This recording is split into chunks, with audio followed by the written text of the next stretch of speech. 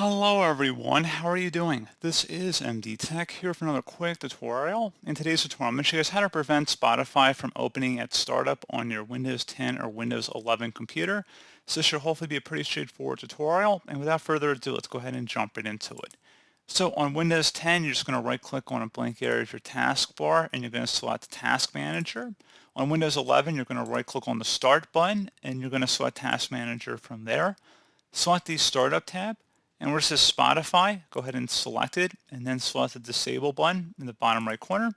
And this will disable it from starting up every time your computer starts up. Not that we are permanently disabling it. You'll still be able to open it up normally through Windows, but it just won't start up every time your computer starts up.